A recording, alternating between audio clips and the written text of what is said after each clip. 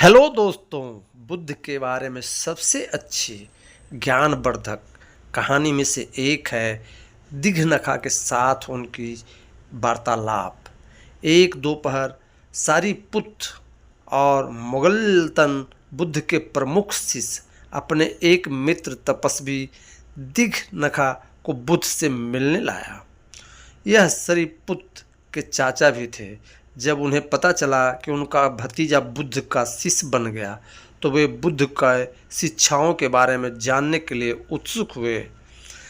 दिघनखा ने बुद्ध से पूछा, गौतम, आपकी शिक्षा क्या है? आपकी सिद्धांत क्या है? जहाँ तक मेरी बात है, मैं सभी सिद्धांतों और मंत्रों से घृणा करता हूँ। मैं किसी भी सिद्धांत को नहीं मानता। बुद्ध मुस्कुराए और पूछा, क्या आप किसी सिद्धांत का पालन न करने के अपने सिद्धांत से सहमत हैं? क्या आप अविश्वास के अपने सिद्धांत में विश्वास रखते हैं? कुछ आश्चर्यचकित होकर दिघनखा ने उत्तर दिया, गौतम, मेरा विश्वास करना या ना करना कोई महज नहीं रखता।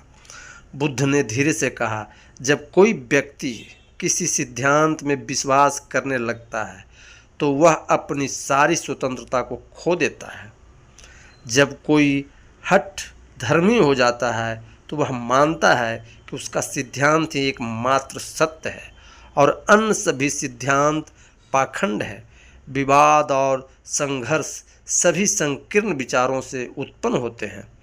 वे अंतहीन रूप में फैल जाते हैं, बहुमूल्य समय बर्बाद कर सकते हैं और कभी कभी युद्ध का कारण भी बन सकते हैं। विचारों से आसक्ति आध्यात्मिक पथ को सबसे बड़ी बाधा है। संकीर्ण विचारों से बंधकर व्यक्ति इतना उलझ जाता है कि सत्य के द्वार को खुला रखना उसके लिए संभव नहीं रह जाता।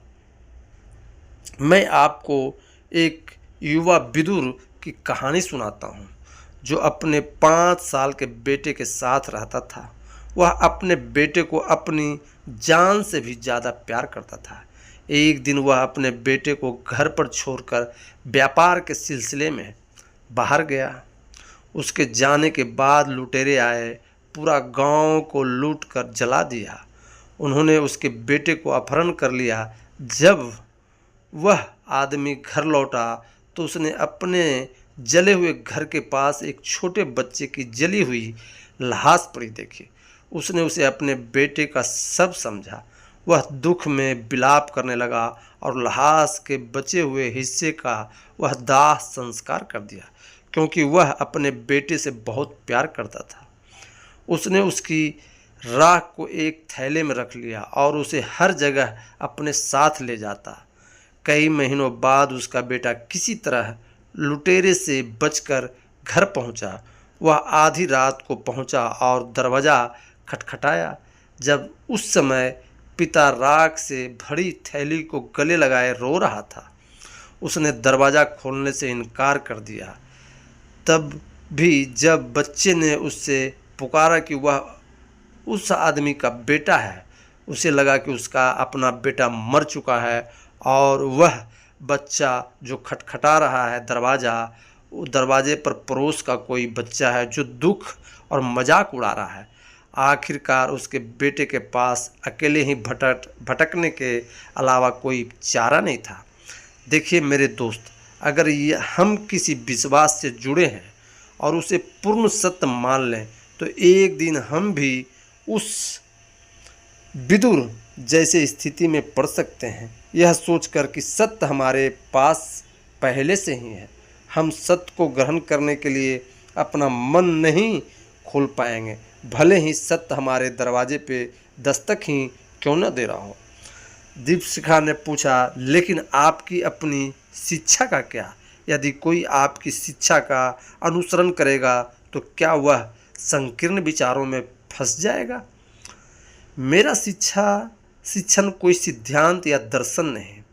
यह विभिन्न दर्शनों की तरह तर्कपूर्ण विचार या मानसिक अनुमान का परिणाम नहीं, जो यह मानते हैं कि ब्रह्मांड का मूल सार अग्नि, जल, पृथ्वी, वायु या आत्मा है, या यह कि ब्रह्मांड या तो सीमित है या अत्यंत है, क्षणिक है या शाश्वत है। सत्य के बारे में मानसिक अनुमान का तर्कपूर्ण विचार कटोरे के किनारे पर रेंगती चींटियां की तरह है, वे कभी कहीं नहीं पहुंच पाती। मेरा शिक्षण कोई दर्शन नहीं है, यह प्रत्यक्ष अनुभव का परिणाम है। मैं जो कुछ कहता हूँ वह मेरे अपने अनुभव से आता है। आप अपने अनुभव से उन सभी को पुष्टि कर सकते हैं। मैं सिखाता हूँ कि सभी वस्तुएं अनित्य है, उनका कोई पृथक स्व नहीं है। यह मैंने अपने प्रत्यक्ष अनुभव से सीखा है। आप भी सीख सकते हैं। मैं सिखाता हूँ कि कभी वस्तुएं उत्पन्न होने, विकसित होने और नष्ट होने के लिए अन्य सभी वस्तुओं पर निर्भर करती है। कोई भी वस्तु किसी एक मूल स्रोत से निर्मित नहीं होती। मैंने इस सत्य का प्रत्यक्ष अनुभव किया है और आप भी कर सकते हैं। मेरा लक्ष्य ब्रह्मांड और व्याख्या करना नहीं है, बल्कि दूसरों को वास्तविकता का प्रत्यक्ष अनुभव प्राप्त करने में मार्गदर्शन प्रदान करता है। शब्द वास्तविकता का दर्शन नहीं कर सकता है, केवल प्रत्यक्ष अनुभव ही हमें देखने में सक्षम बनाता है। वास्तविकता का असली चेहरा कुछ और होता है। दीपशिखा ने कहा, अद्भुत अद्भुत गौतम, लेकिन यदि कोई व्यक्ति आपकी शिक्षा को सिद्धांत के रूप में समझ ले तो क्या होगा? बुद्ध एक क्षण के लिए चुप रहे और फिर सिर हिलाया। दीपशिखा, यह बहुत अच्छा प्रश्न है। मेरी शिक्षा का कोई हठ धर्म या सिद्धांत नहीं, लेकिन निस्संदेह कुछ लोग इसे ऐसा ही मानेंगे। मुझे स्पष्ट रूप से कहना चाहिए कि मेरी शिक्षा वास्तविकता एक अनुभव करने का एक तरीका है, स्वयं वास्तविकता नहीं। ठीक वैसे ही जैसे चांद की ओर इशारा करती हुई उंगली स्वयं चांद नहीं है, एक बुद्धिमान व्यक्ति चांद को देखने के लिए उंगली का उपयोग करता है।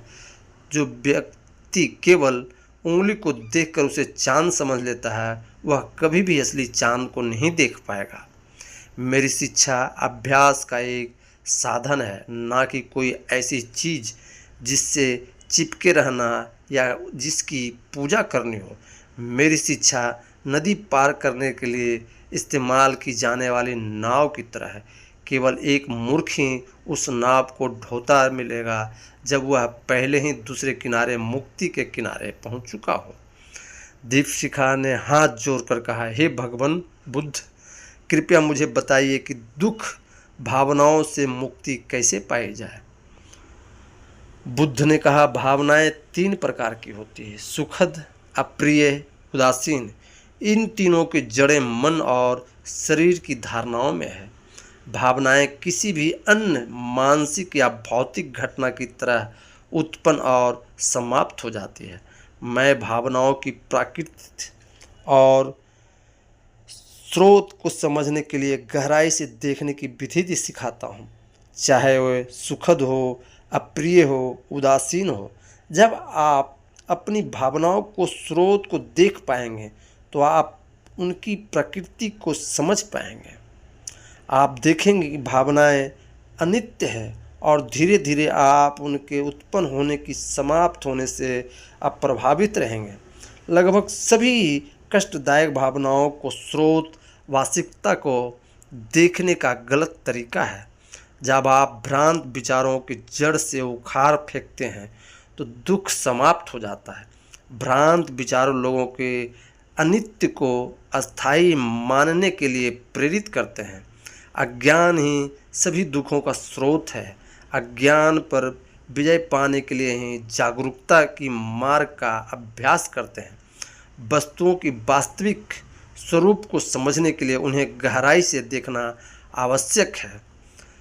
प्रार्थना और अर्पण से अज्ञान पर विजय नहीं पाई जा सकती।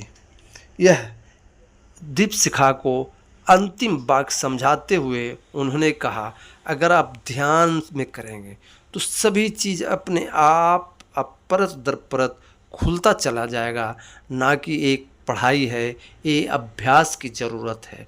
दिन प्रतिदिन अपने आप एक एक करके, एक कदम बाय कदम आप बढ़ते चले जाएंगे।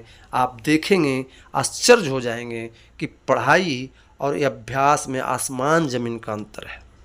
दोस्तों, ये छोटी सी कहानी आप सभी को कैसी लगी, आप हमें कमेंट में ज़रूर बताएं। अगर अभी तक आपने इस चैनल को सब्सक्राइब नहीं किया है तो आप सब्सक्राइब भी करें, लाइक करें। धन्यवाद।